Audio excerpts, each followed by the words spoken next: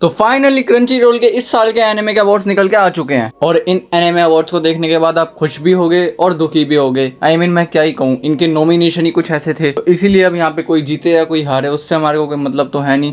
लेकिन चलो फिर भी एक बार को देख ही लेते हैं कि आप लोगों ने जो वोट करा था वो एनिमे जीते हैं या नहीं। तो सबसे पहले बात करते हैं वॉइस आर्टिस्ट को लेकर। इसके लिए हमारे पास 3 लैंग्वेज है, एक हिंदी, एक इंग्लिश और एक जापानीज। तो आप लोग देख सकते हो कि कौन से वॉइस आर्टिस्ट को कौन सा अवार्ड मिला है। बाकी इसके बाद सबसे पहले कैटेगरी आती है बेस्ट एंडिंग सीक्वेंस को लेकर। इसमें काफी सारे एनिमे थे लेकिन जीता है हमारा माय हीरो एकेडमिया, जो कि काफी बढ़िया बात है। सेकंड नंबर पर आता है हमारा बेस्ट ओपनिंग सीक्वेंस को लेकर, जिसमें मैंने वोट करा था डांडा डान को और डांडा डानी जीता है, जो कि काफी बढ़िया बात है। लेकिन बाकी एनिमे भी जीत सकते थे, लाइक मिराज भी। उसके बाद बारी आती है बेस्ट स्कोर को लेकर, जिसमें हमारी chainsaw man the movie Reze arc ने भी नॉमिनेट किया था, लेकिन जीता है हमारा obviously demon slayer infinity castle arc वाली मूवी ने। अब बारी आती है बेस्ट एनिमे सॉन्ग की, जिसको जीता है चेंसो मैन के द आयरिस आउट वाले सॉन्ग ने। वैसे देखा जाए तो बेस्ट सॉन्ग को लेके काफी ज्यादा कंपटीशन था, मतलब काफी सारे सॉन्ग्स थे जो बेस्ट सॉन्ग के लिए नॉमिनेट हुए थे, लेकिन एंड द एंड जीता तो हमारा चेंसो मैन का आयरिस आउट ही है, तो बढ़िया बात है। वेल उसके बाद बारी आती है हमारे must protect at all cost character, जो कि हमेशा की तरह हमारे आन्या फॉर्जन ने ही जीता है। वेल उसके बाद बारी आती है हमारी बेस्ट सपोर्टिंग करेक्टर, जिसमें काफी ज्यादा कॉम्पिटिशन था, लेकिन ऑब्वियस सी बात है उसमें हमारा जीता है कात्सुकी बाकुगो, जिसमें मेरे को कॉन्फिडेंस था कि यही जीतेगा। वेल ये डिजर्व भी करता था इस अवार्ड को। वेल अगली बात करें तो आते हैं बेस्ट मेन कैरेक्टर को लेकर, जो कि काफ़ी ज़्यादा शॉकिंग है क्योंकि इस अवार्ड को जीता है माओ माओ ने, जो कि किसी ने भी एक्सपेक्ट नहीं किया था, लेकिन हाँ जीता तो माओ माओ ही है, जो कि बढ़िया बात है। बाकी जिसके बाद नेक्स्ट कैटेगरी की बात करें तो वो आता है हमारा बेस्ट स्लाइस ऑफ लाइफ, जिसके अंदर जीता है हमारा स्पाई एक्स फैमिली का सीजन 3। लेकिन इस अवार्ड को माई ड्रेस अप डार्लिंग का सीजन 2 भी जीत सकता था, बट कोई ना, स्पाई एक्स फैमिली का सीजन 3 जीत गया है। वेल इसके बाद हम लोग नेक्स्ट कैटेगरी की बात करें, जो कि आती है हमारे बेस्ट ड्रामा की कैटेगरी, तो उसके अंदर जीता है हमारा द अपोथेकेरी डायरीज का सीजन 2। इसके बाद कैटेगरी आती है बेस्ट इसाकाई एनिमे को लेकर, जिसमें जीता है हमारा रीज़ीरो। वेल ऑब्वियस सी बात है यही जीतने वाला था, रीजन पॉपुलैरिटी। वेल अब हम लोग बात करें बेस्ट एक्शन के बारे में, तो इसके अंदर काफी सारे नॉमिनेट थे, जैसे कि Gachiakuta, Kaiju number 8, my hero academia, one piece, और जीता इसको किसने है, आपका फेवरेट सोलो लेवलिंग ने। 9 ईयर ओल्ड किड भी लाइक आई सेड दैट कि mid leveling is best anime in the world. Personally बात करूं तो मैं चाहता था कि यहाँ पे वन पीस या फिर माय हीरो एकेडमिया का फाइनल सीजन जीते, लेकिन कोई ना। वेल अगली बारी आती है हमारे बेस्ट कॉमेडी को लेकर, जिसको जीता है हमारे डांडा डान ने। वेल नेक्स्ट कैटेगरी की बात करें, जो कि आता है बेस्ट रोमांस एनिमे को लेकर, जो कि आप सबको पता है कि कौन सा एनिमे जीता होगा। वो जीता है हमारा फ्रेग्नेंट फ्लावर ब्लूम्स विद डिग्निटी को। पर्सनली बात करूं तो मैंने माय ड्रेस अप डार्लिंग के सीजन 2 को वोट करा था, बट कोई ना, क्योंकि मेरे को ये दोनों एनिमे काफी ज्यादा पसंद है। बाकी नेक्स्ट कैटेगरी की बात करें, जो कि आती है बेस्ट बैकग्राउंड आर्ट को लेकर, वो जीता है हमारा गाचियाकुता ने। बाकी हम लोग बात करें बेस्ट डायरेक्टर को लेकर, तो वो जीता है हमारा द अपोथेकेरी डायरीज ने।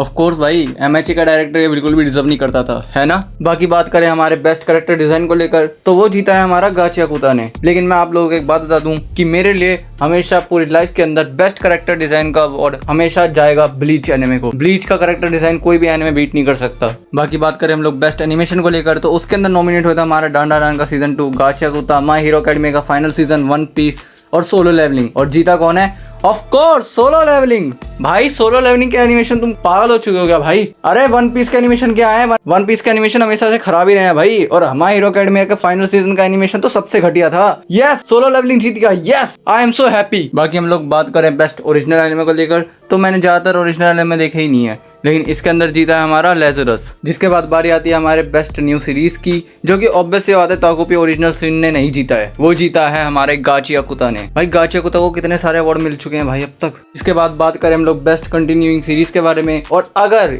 इस सीरीज को नहीं जिताते ये लोग तो भाई मेरा दिमाग गर्म हो जाता। तुम सबको पता है मैं कौन सा एनिमे की बात कर रहा हूँ, वन पीस भाई, One Piece, the One Piece is real भाई, वो ही जीता है। जिसके बाद नेक्स्ट बारी आती है हमारे the film of the year, और आप लोगों ने एक्सपेक्ट कर लिया होगा कि कौन सा जीता होगा। ऑब्वियस सी बात है, इसको जीता है हमारे chainsaw man the Reze arc movie ने। ऐसा आप लोगों को लग रहा होगा क्योंकि जीता है इसको demon slayer infinity castle arc movie ने।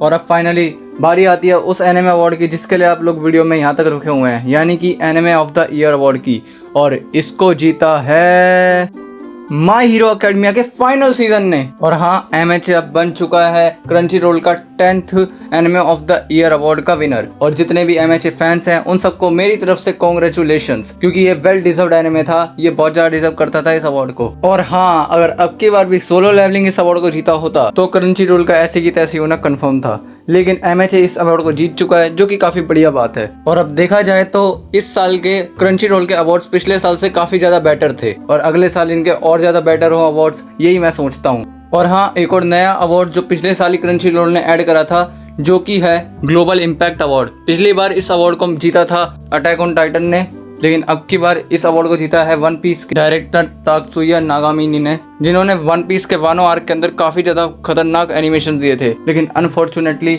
अब वो इस दुनिया के अंदर नहीं रहे, उनकी 53 की एज के अंदर डेथ हो गई। Rest in peace for Tatsuya Nagamine. तो यहीं पर खत्म होते हैं क्रंची रोल के सारे इस साल के एनिमे अवार्ड्स।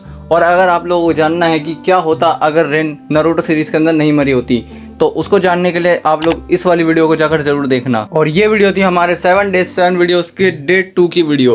अब हम लोग देखते हैं कि हमारे 5 दिन तक लगातार और वीडियोस आएंगी या नहीं, हमारे चैलेंज कंप्लीट होता है या नहीं। तो मैं मिलूंगा आप लोगों से नेक्स्ट वीडियो के अंदर, तब तक के लिए